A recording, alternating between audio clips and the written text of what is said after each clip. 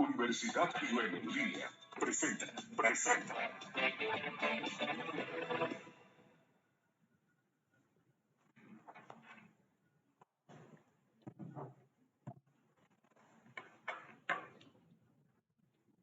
Hola, saludos a todos. En esta ocasión vamos a hablar de un tema muy interesante que tiene que ver con las formas de Estado y las formas de gobierno, por supuesto en el marco de la Constitución y de sus instituciones. Para hablar de este tema, tenemos que resaltar que en lo que se refiere a las relaciones que se establecen en el seno del Estado existen dos conceptos que revisten una importancia particular para el estudio de todos los sistemas políticos, que son justamente las formas de Estado y las formas de gobierno. Si hacemos referencia a la manera en que se relacionan los elementos fundamentales del Estado, es decir, territorio, población y gobierno, podemos arribar a la clasificación de las formas de Estado. Por otra parte, si hacemos referencia a la forma en que se posicionan y relacionan los órganos de gobierno, es decir, los poderes ejecutivo, legislativo y judicial, se determinan justamente las formas de gobierno. En este sentido es entonces que cuando hablamos de formas de Estado nos referimos a la estructura o al contorno de la organización política, es decir, a la configuración total y unitaria de las instituciones políticas de una comunidad política nacional, es decir, de un Estado-nación. La tipología que más se encuentra extendida en nuestros días sobre las formas de Estado son el unitario y el federal, y las formas de gobierno típicas son el parlamentario y el presidencialista.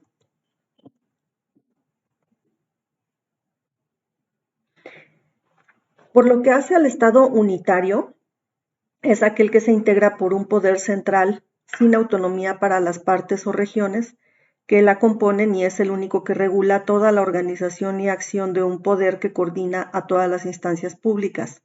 De aquí deriva que su organización es centralista. En esta forma de organización estatal, todos los ciudadanos se sujetan a una autoridad única, al mismo régimen constitucional y a un orden jurídico común. En el Estado federal, en cambio, se integran diversas entidades que conservan su autonomía constitucional con cierto grado de descentralización, pero que se unen para ciertos fines de representación nacional. La existencia de entidades federativas implica entonces una delimitación territorial, una población, órganos de gobierno autónomos que van a dirigir esa colectividad humana, y en consecuencia coexisten diferentes ámbitos de gobierno, así como órganos de poder que encontramos en los niveles federal, estatal y municipal.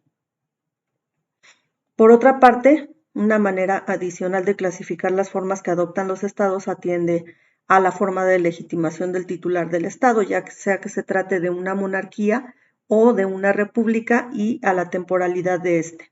Por ejemplo, la forma de sucesión del titular de una monarquía es mediante la herencia, mientras que en una república se renueva periódicamente de acuerdo con los plazos previstos en su constitución. El mandato de la titularidad en la monarquía termina con la muerte del soberano o con su abdicación a favor de su heredero. En cambio, el mandato en la república termina con el plazo que establece la Constitución a favor de quien haya sido electo para tal fin. Pero esta última clasificación no determina el tipo de régimen de gobierno. Ya sea república o monarquía, pueden a su vez clasificarse en gobiernos democráticos, autoritarios o dictatoriales, de acuerdo con el caso del cual se trate. El régimen político, por su parte, se refiere a la distribución y jerarquización normativa y constitucional de los poderes públicos del Estado, así como a las formas jurídicas institucionales aplicables a su renovación y funcionamiento. Las formas de gobierno configuran al régimen político. Entonces, la forma de gobierno se refiere a la manera de organizar y distribuir las estructuras y competencias de los órganos que componen el gobierno. Es por ello que podemos afirmar que las formas de gobierno consideran los modos de formación de los órganos esenciales del Estado, sus poderes y sus relaciones. mientras que las formas de Estado están determinadas por la estructura de estos y se refieren a las relaciones que establecen entre población, territorio y soberanía según se integre en un orden estatal único o estén descentralizadas en los diferentes ámbitos de competencia de conformidad con el pacto constitucional. En lo que se refiere específicamente a las formas de organización política y administrativa de los estados, existen métodos o sistemas encaminados a la estructuración de las funciones jurídicas y son medios a través de los cuales se consiguen propósitos muy específicos como son la atención técnica de servicios, lo que se refiere a los problemas de una región, el aseguramiento de ciertos ideales democráticos o una adecuada participación popular en los asuntos públicos. Estas formas de organización se pueden clasificar en centralización, descentralización o desconcentración política o administrativa. Desde la perspectiva de la teoría clásica de la división y equilibrio de poderes, los regímenes se pueden clasificar en dos tipos de acuerdo con la preponderancia en la relación entre los poderes. Estos sistemas son el presidencial y el parlamentario. En el presidencial, por supuesto, encontramos una preponderancia del órgano ejecutivo sobre el legislativo y en el parlamentario encontramos una preeminencia del legislativo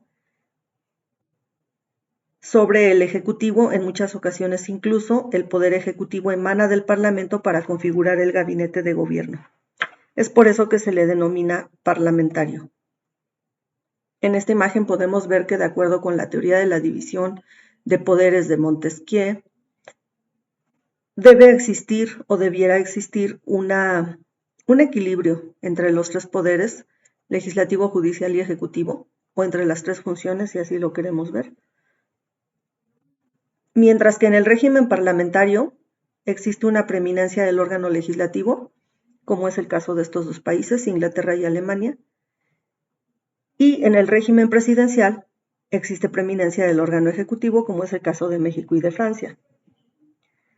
Si bien la teoría clásica parte de un necesario equilibrio de poderes que mantenga balanceadas las instituciones mediante un sistema de pesos y contrapesos, tendería a una cierta igualdad, pero en la práctica y en la mayoría de los casos, los sistemas políticos modernos, que además podemos catalogar como democráticos, se colocan en la clasificación entre régimen parlamentario o presidencial.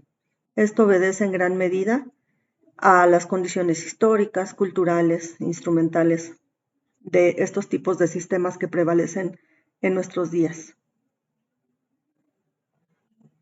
Sartori dice que para que estemos en presencia de un sistema presidencial es necesario cumplir con ciertos criterios. Que el jefe de Estado sea electo popularmente, de manera directa o casi directa. Que el propio Ejecutivo no pueda ser designado o desbancado por un voto legislativo. Que la integración de los miembros colaboradores del titular del Ejecutivo sea una prerrogativa del presidente. En cambio, los sistemas parlamentarios, de acuerdo con este mismo autor, deben su nombre a la soberanía del Parlamento sobre el gobierno. Aquí, el poder ejecutivo se comparte, es decir, el gobierno requiere apoyo del Parlamento para la integración del gabinete, para apoyar las políticas públicas, para evitar la destitución de los miembros del gobierno, entre otras cosas. Sin embargo, al interior de estos sistemas se pueden apreciar variantes, según el poder preponderante del gobierno. Por un lado, el modelo inglés, en el cual el Ejecutivo permanece sobre el Parlamento, y en el otro extremo, el modelo francés de la Tercera y Cuarta República, donde se gobierna por asamblea, y finalmente el tercer modelo, en el cual son los partidos los que controlan al gobierno. Hay un sistema alternativo al presidencial y al parlamentario que permite ubicarlo como modelo de sistema semipresidencial, así como el prototipo del sistema presidencial son los Estados Unidos de Norteamérica y del parlamentarismo el sistema inglés. En el caso del sistema presidencial, el modelo es la República de Francia, la Quinta República, de hecho.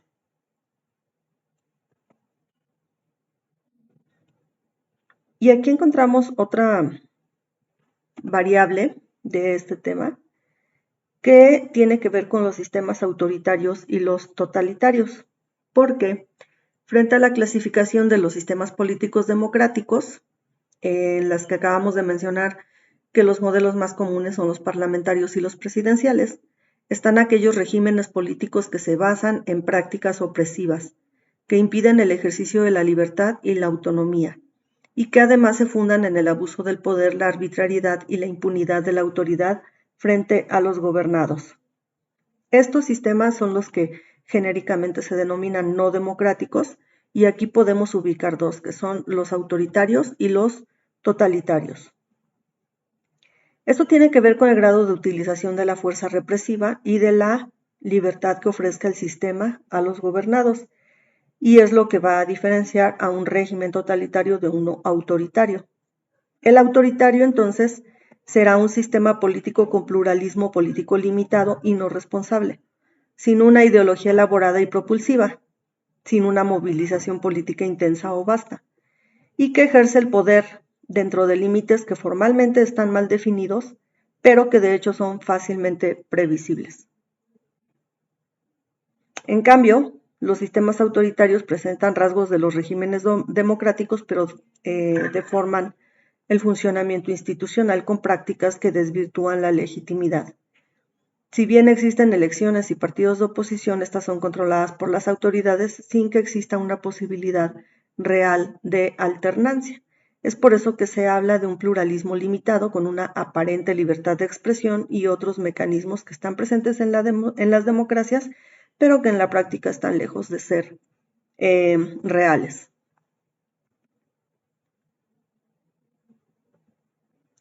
Pues bien, si intentamos clasificar el régimen político mexicano, se ubicaría en el grupo de democracias en transición de acuerdo con el enfoque de este autor, Lins. Si se pueden encontrar rasgos indudables de sistemas democráticos modernos, también se encuentran deficiencias en materia de rendición de cuentas, corrupción, impunidad, defensa de derechos humanos y algunos otros aspectos que minan una percepción democrática del sistema. En esta figura podemos observar justamente cómo se organiza el régimen político mexicano. El poder legislativo, con fundamento en el artículo 50 de la Constitución Federal, se deposita en el Congreso General, que está formado por la Cámara de Diputados y la de Senadores, y que sus resoluciones tienen el carácter de ley o decreto. Por otra parte, el Poder Ejecutivo, que de acuerdo con el artículo 80 constitucional, se deposita en un individuo que se denomina presidente de los Estados Unidos mexicanos y que se encarga de ejecutar las leyes que expida el Congreso de la Unión, proveyendo en la esfera administrativa su exacta observancia. Y, por último, el Poder Judicial, que está formado por la Suprema Corte de Justicia de la Nación y los diversos órganos del Poder Judicial de la Federación, que se encargan de resolver controversias constitucionales entre poderes, entidades, municipios y la Federación, y por supuesto, controversias entre los particulares y los diversos niveles y órganos de gobierno. Pasando a otro tema, no menos importante, que es el federalismo, su naturaleza jurídica y su génesis, tenemos que la doctrina internacional coincide en que la fórmula federal no puede ser inmutable, sino que se tiene que adecuar a las necesidades históricas de cada país. En el caso de México, el federalismo se ha entendido como un principio constitucional irreformable. Y se insiste en que se deben respetar los principios de libertad y soberanía de los estados en todo lo que concierne a su régimen interior, tal como se estableció en el Acta Constitutiva de la Federación de 1823. México es un país federal que compagina el modelo dual y simétrico de federalismo. ¿Por qué es esto? La Constitución Federal establece por un lado que los estados son libres y soberanos en todo lo que concierne a su régimen interior, y por otro lado precisa que estarán unidos en una federación de acuerdo con los principios de la misma ley fundamental. Esta dualidad del federalismo ha permitido su adaptabilidad en función de las necesidades del país y también ha impuesto la agenda de gobierno considerando que es un ataque a los principios básicos del federalismo el hecho de que uno u otro nivel de gobierno invadan sus esferas de competencia. No obstante, pues se debe considerar que para que el federalismo sea exitoso, debe cumplir con varias condiciones y una de ellas es la existencia de gobiernos locales autogobernables apoyados en una cultura política federal, porque de lo contrario se convierten en espacios de dependencia y sumisión o bien de autocracia y autarquía. El federalismo ha ido cambiando y evolucionando a lo largo de la historia. Primero se transitó de un federalismo con una fuerte inclinación hacia un modelo dual a uno de coordinación y colaboración. Posteriormente se experimentó con las reglas de un federalismo simétrico y finalmente un modelo que no se puede considerar como nacional. Esta transformación del federalismo ha servido de poco para contar con gobiernos locales autogobernables y autosuficientes y mucho menos para mejorar las condiciones de vida de los habitantes. El sistema dual de cosoberanía parte de la idea de que el reparto y separación de competencias entre el gobierno federal y los gobiernos estatales están perfectamente definidos. Salvo en algunas atribuciones muy específicas, no existe una relación de dependencia, suprasubordinación o jerarquía, de modo que cualquier invasión de competencias se considera que rompe con el pacto federal. Aquí cabe hacer una aclaración de que ningún país sigue el modelo federal dual de cosoveranías de manera rigurosa, debido a que el federalismo se rige bajo las reglas del Estado-nación decimonónico, que procura la unidad frente a la diversidad. Incluso el federalismo norteamericano es resultado de una combinación de un sistema dual y simétrico, aunque generalmente se asocia con el arquetismo de federalismo dual. México no es la excepción. Desde el Acta Constitutiva de la Federación de 1823 se buscó compaginar las reglas del federalismo dual, en el que los estados considerados libres y soberanos se apeguen a los principios que establece la Carta Magna. El federalismo dual, que fue ideado por el constitucionalismo norteamericano, respondió a características, trayectorias y necesidades de la nueva nación muy distintas a las de otros países, incluidos México. Ante los problemas que representó el querer llevar al extremo el federalismo dual, se comenzó a incursionar en un sistema de facultades concurrentes. En el caso de nuestro país, en 1925 se celebró la primera Convención Nacional Fiscal, que tenía como objeto conciliar intereses fiscales de los gobiernos federal y estatales. Y es que en el federalismo nacional no solo se busca la homologación y unificación de leyes, normas y políticas para todo el país, sino también la institución de la creación de instituciones nacionales responsables de la operación del sistema en el ámbito local, sustrayéndoles a los estados y municipios su competencia e injerencia en aspectos que históricamente se habían considerado como parte de su régimen interior. El Poder Ejecutivo mexicano ha ido incorporando formal e informalmente un considerable poder a lo largo del tiempo. El presidencialismo mexicano ha sido calificado como un caso de hiperpresidencialismo, donde el Poder Ejecutivo ha logrado anular la acción del conjunto de instituciones políticas que la Constitución concibió y estableció para compartir y contrabalancear el poder presidencial. Sin embargo, hay que tomar en cuenta que la concentración de poder en el Ejecutivo no ha sido impulsada por instituciones formales, sino por el ejercicio del poder o, en otros términos, por instituciones informales. Aquí se encuentra el desconocimiento liso y llano del orden constitucional, el avallazamiento de otros poderes del Estado, la cooptación de voluntades, el fraude, las prácticas autoritarias y el particularismo. Estas prácticas profundamente arraigadas en la cultura política mexicana han propendido al fortalecimiento del Ejecutivo por la vía de los hechos. Y pues federalismo y presidencialismo pueden ser vistos como una solución de equilibrio frente a la fragmentación de élites y al caudillismo y su consiguiente riesgo de desintegración, que en su momento justificaron los modelos, pero que en la actualidad ya no responden a las necesidades. Y a manera de conclusión vamos a resaltar que la concentración, la expansión estatal y la modernización Son procesos encadenados que permiten explicar la trayectoria específica de la construcción del Estado mexicano y diferenciarla, a su vez, de las trayectorias que inspiraron su institucionalidad básica. Con esto concluimos este tema. Agradezco mucho su atención y nos escuchamos en el próximo video. Muchas gracias.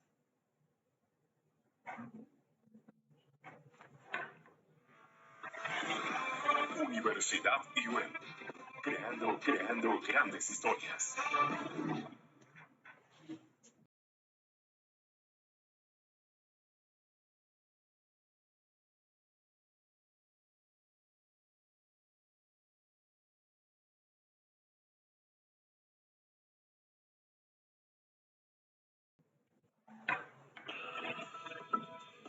Universidad IUEM.